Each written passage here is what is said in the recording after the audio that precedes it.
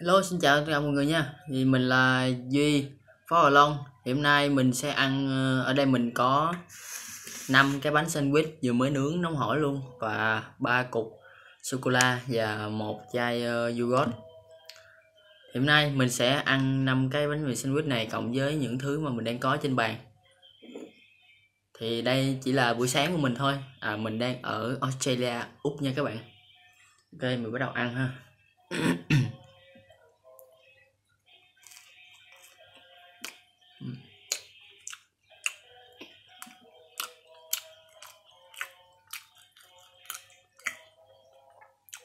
Cái sandwich này là sandwich chi nha các bạn. Mình kẹp ở giữa là cục chi với chét miếng bơ lên.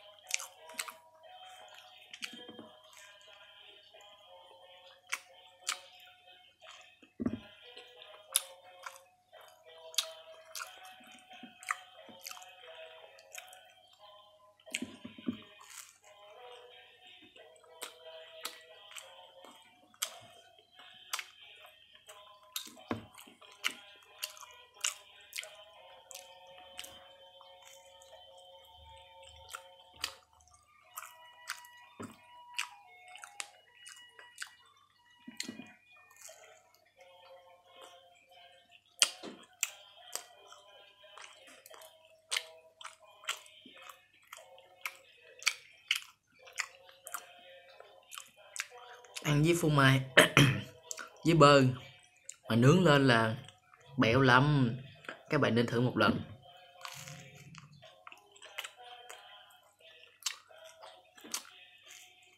Uhm.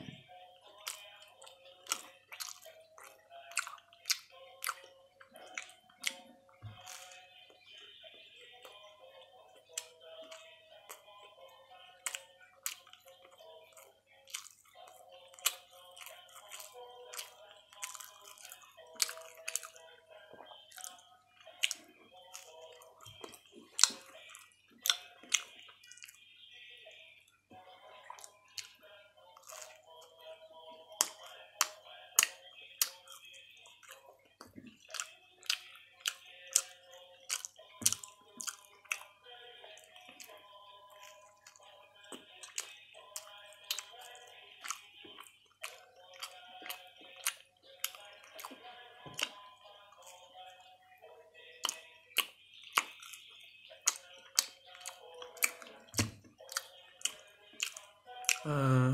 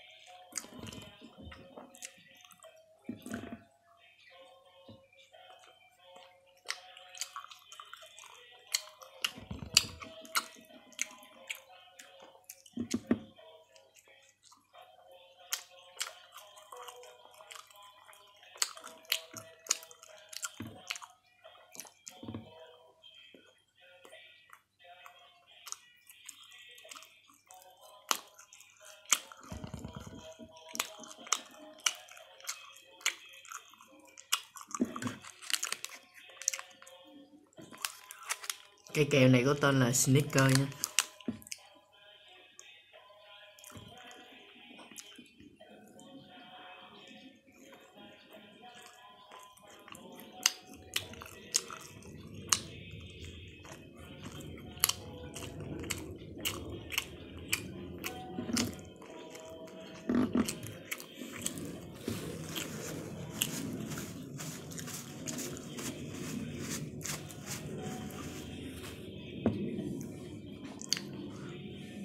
Mới ăn có 2 cái mà muốn ói ỉa.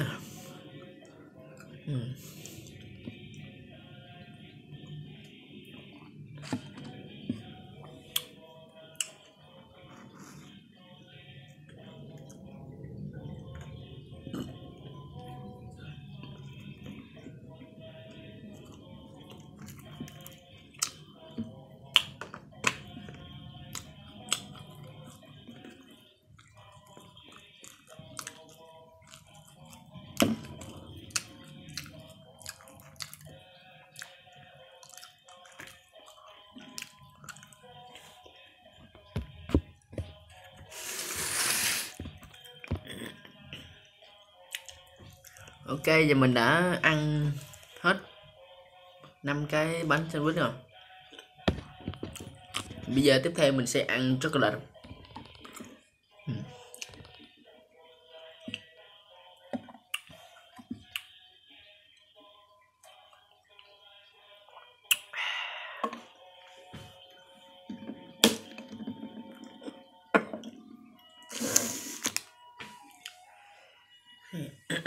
Đầu tiên mình sẽ ăn có hương vị cherry ripe.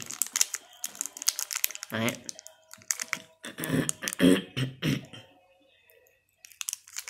Ok.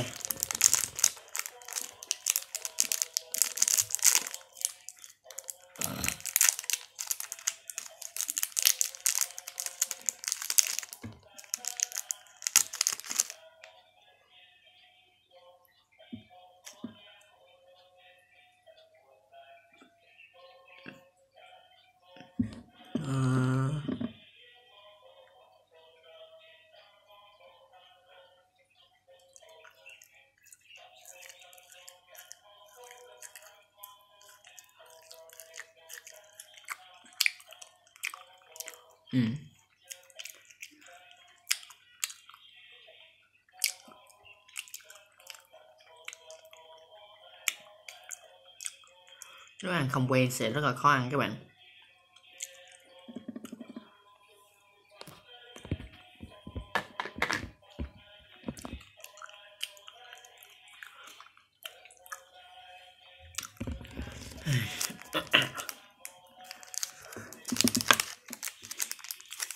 Xem nào, cái này có mùi đậu phộng. Cơ tôi sẽ ăn candy trước nha.